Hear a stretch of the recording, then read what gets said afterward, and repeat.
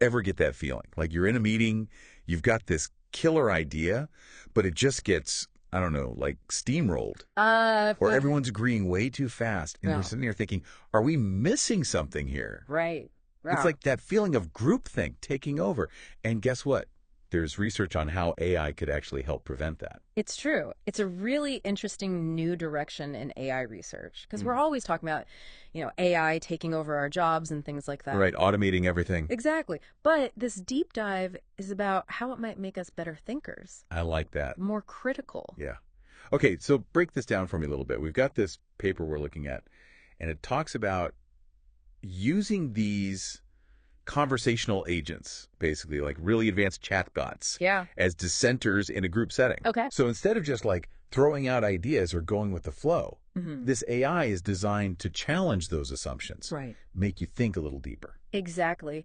Think of it almost like having a built-in devil's advocate, but without the, the human ego or office politics. Right. Its sole purpose is to make sure the best ideas win out. Yeah. Love it.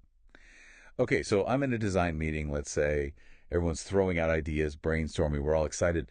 But we kind of get stuck on that first good enough solution. Yeah. And maybe we're falling into this design fixation thing where we're so attached to that initial idea Right. that we're missing out on something even better. Exactly. And this is where this dissenter AI steps in. Okay. And the paper actually uses a really great example to illustrate this. It's called the candle problem. It's a classic psychology experiment that shows how much our preconceived notions can really limit us when it comes to creative problem solving. All right, you got me. I'm hooked.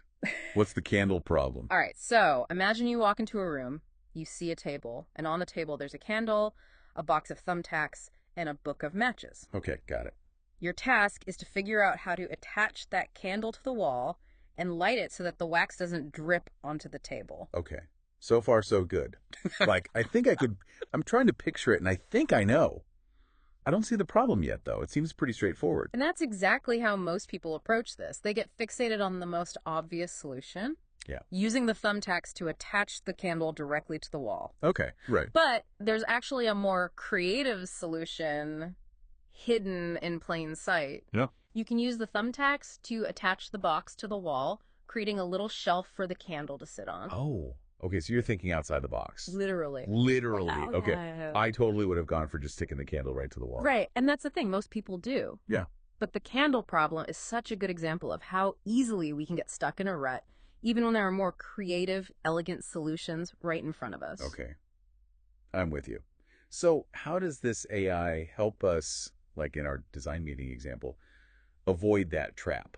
Well, the researchers suggest that the dissenter AI could interject at key moments during the conversation, Okay. offering, alternative perspectives or maybe even just pointing out flaws in the team's logic. Okay.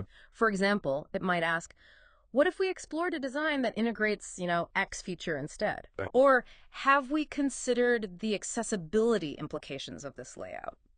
Things like that.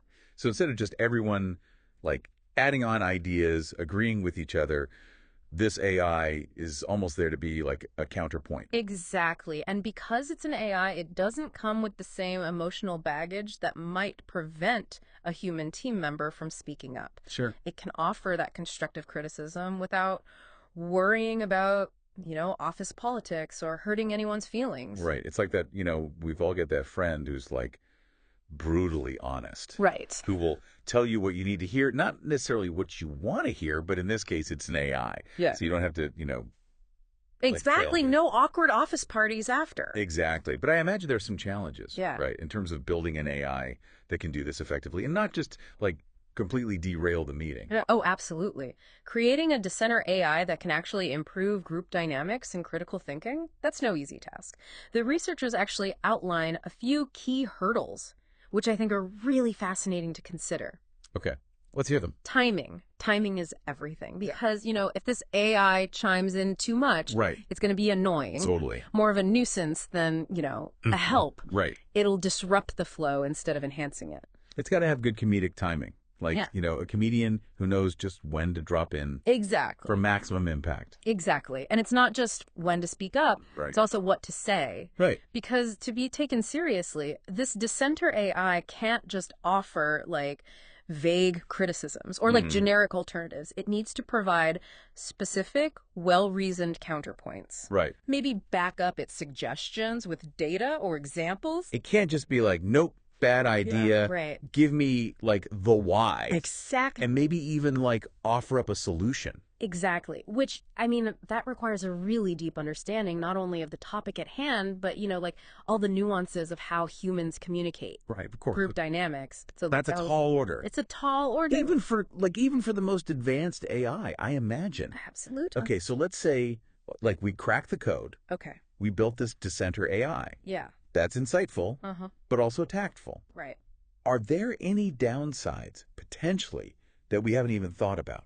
That's a great question. And the researchers actually do bring up some potential pitfalls. One of the big ones is, too much negativity, even if it's well-intentioned, even if it's accurate, it can be really demotivating in a team setting. Like that friend who's always like so busy pointing out the flaws. It's like, come on, man. Exactly, yeah. And that can suck the fun out of brainstorming for sure. Right.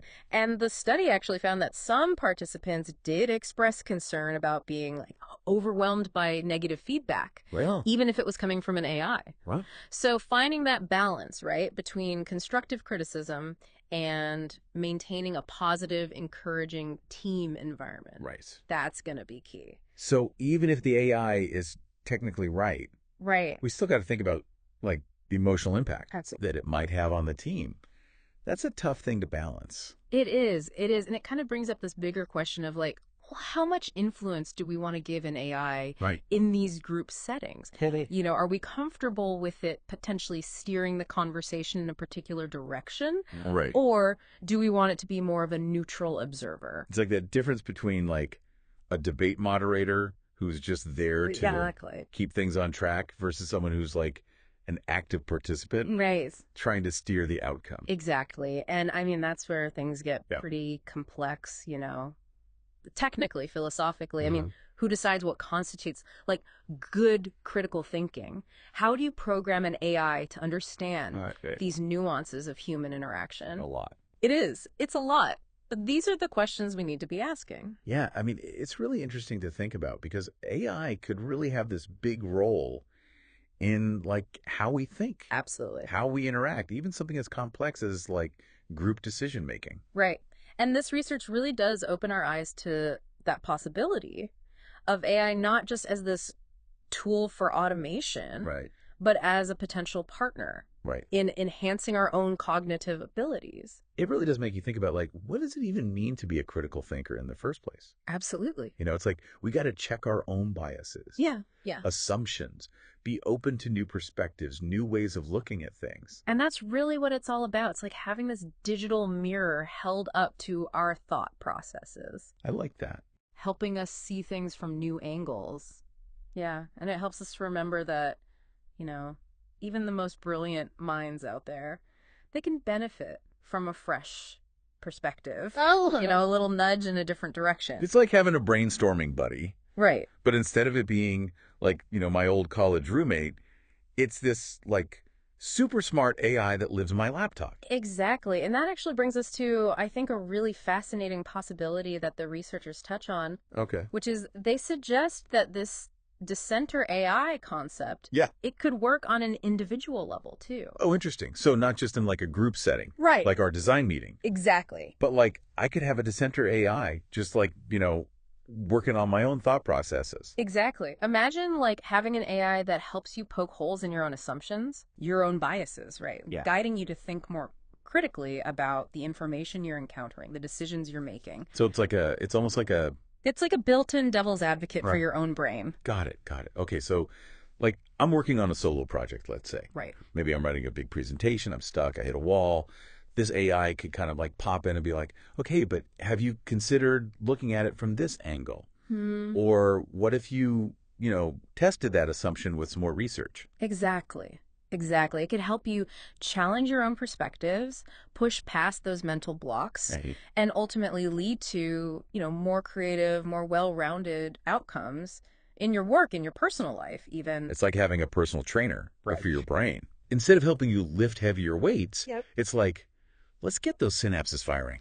Exactly. Let's think more creatively. It's a paradigm shift in how we think about AI, right? Yeah. Because we're so used to seeing it as a tool for automation, for, Right. taking over tasks. Right. But this research really highlights its potential for actually enhancing Yeah. human intelligence, human creativity. It's not about replacing us. Exactly. It's about like making us better. It's about amplifying Yeah. what we're already capable of. Yeah, I like that a lot. And who knows? I mean, what other applications this kind of AI could have down the road, right? Right. The possibilities are really exciting. It's a lot to wrap your head around. It is. This idea that AI could help us become better thinkers. That's what we're all about here on the Deep Dive, right? Give you those cutting edge ideas, get you thinking about this stuff, maybe leave you with like more questions than answers. Because the future of AI, it isn't something that just happens to us, right? Right. It's something that we're all shaping together Yeah. through the questions we ask, the choices that we make. So, everybody listening out there, next time you are, wrestling with a tough decision, Yeah. you're facing a complex problem. Right. Ask yourself, What would my what do center AI the say? center AIs say? Exactly. Might unlock something you never even thought of. Love it. That's it for this deep dive. We'll catch you next time.